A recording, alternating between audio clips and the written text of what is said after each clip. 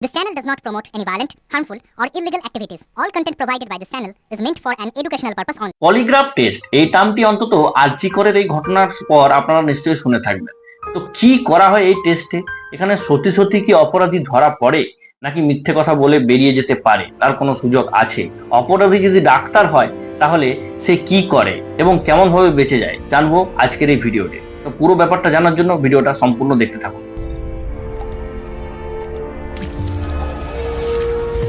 তো polygraph test এটা normally কোনো পেশেন্টকে করা হয়, এটা করা হয় সাধারণত অপরাধীদের উপর, এইটুকু অন্তত আমরা জানি। বাট এই পলিগ্রাফ টেস্ট বা এই লাই ডিটেক্টর টেস্ট এটা হয় কিভাবে? পলিগ্রাফ টেস্ট যেখানে করা হয় সেখানে একজন ফরেনসিক সাইকোফিজিওলজিস্ট এই পুরো ব্যাপারটাকে মনিটর করেন। পলিগ্রাফ টেস্ট করতে টোটাল 8খানা আলাদা আলাদা ডিভাইসের প্রয়োজন হয়। ফার্স্ট ডিভাইস হচ্ছে গ্যালভানোগ্রাফ, যেটা অপরাধীর ডান হাতের ইন্ডেক্স আর রিং ফিঙ্গারে লাগানো থাকে। সেকেন্ড ইম্পর্টেন্ট ডিভাইসটি হচ্ছে নিউমোগ্রাফ, যেটা আপার চেস্ট আর আপার অ্যাবডোমেন এরিয়াতে লাগানো হয়। থার্ড ডিভাইস হচ্ছে কার্ডিও সিগমোগ্রাফ, মানে অ্যাকচুয়ালি যেটা হচ্ছে প্রেসার মাপার মেশিন। ফোর্থ ডিভাইস হচ্ছে ইলেকট্রোডার্মাল সেন্সর, যেটা বাম হাতের তালুতে লাগানো থাকে। Fifth important device activity sensor pad, যেটা শরীরের আলাদা আলাদা অঙ্গের সাথে পায়ের তলায় লাগানো থাকে। সিক্সথ ইম্পর্টেন্ট ডিভাইস হচ্ছে একটা ক্যামেরা, যেটি এই পুরো ঘটনাটার ভিডিওগ্রাফি করে, আর একটা ল্যাপটপ যেটাতে মনিটর করা হয়।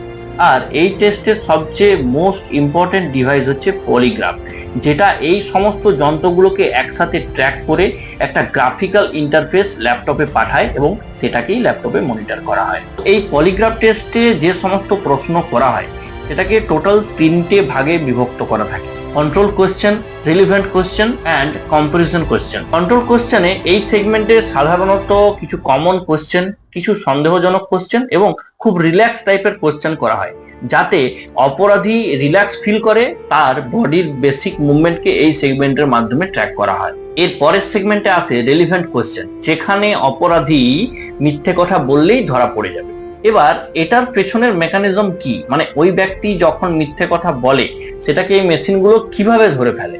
তো সবার আগে আসে যে ডিভাইসটা, যার নাম হচ্ছে গ্যালভানোগ্রাফ, যেটি আমাদের আঙ্গুলের অগ্রভাগে লাগানো থাকে। এটা আঙ্গুলের অগ্রভাগে এই জন্যই লাগানো থাকে কারণ আমাদের শরীরে সব থেকে বেশি ছিদ্র থাকে আঙ্গুলের অগ্রভাগে। যখনই কোনো মানুষ মিথ্যে কথা বলে তখনই তার সাইকোলজিক্যাল অ্যাক্টিভিটিতে যেটা বিশেষ চেঞ্জ হয় সেটা হচ্ছে আঙ্গুলের অগ্রভাগে বেশি পরিমাণে ঘাম দেওয়া, আর সেই ঘামের মধ্যে থাকা সোডিয়াম একটা মাইনিউট কারেন্ট জেনারেট করে সেটাকে ওই যন্ত্রের মাধ্যমে ল্যাপটপে পাঠিয়ে দেয়। এরপরে আসি নিউমোগ্রাফ ডিভাইস, যেটা আমাদের আপার চেস্টে লাগানো থাকে। এটা কিছুই না, আমাদের ওই যে বেসিনে যে ধরনের পাইপ ব্যবহার করা হয় ওইরকমই হাওয়াভর্তি একটা পাইপ বুকের উপর বাঁধা থাকে।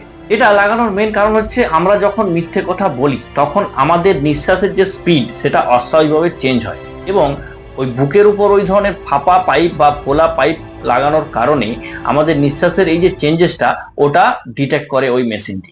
দেখুন, সহজ করে বলতে গেলে এই যে মানুষের যে সাইকোলজিক্যাল নার্ভাস সিস্টেমে যে সমস্ত সিগন্যাল আমাদের তৈরি হয় আর মানুষের ইমোশনাল রেসপন্সের কারণে যে সমস্ত চেঞ্জেস হয়, ওটাই আলটিমেটলি পলিগ্রাফ টেস্টে গ্রাফিক্যাল ওয়েতে শো করা হয়।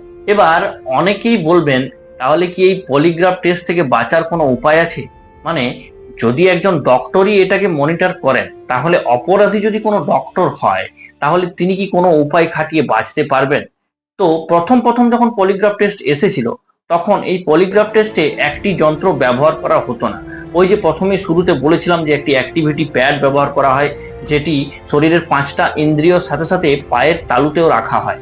তো এই অ্যাক্টিভিটি সেন্সর প্যাড যেটা করে সেটা হচ্ছে মাসেলের মুভমেন্টকে রেকর্ড করে। যখন এই অ্যাক্টিভিটি সেন্সর প্যাড ইউজ হতো না তখন নিজেকে ট্রেন্ড করে অনেকেই এই লাই ডিটেক্টর টেস্ট পাস করে যেতেন।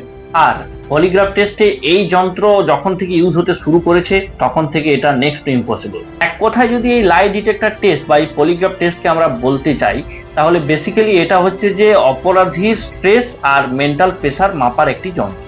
আর এই জন্যই আমাদের ইন্ডিয়ান পেনাল কোড এই লাই ডিটেক্টর টেস্টকে 100% ধরে কোনো শাস্তিমূলক ব্যবস্থা দেয় না।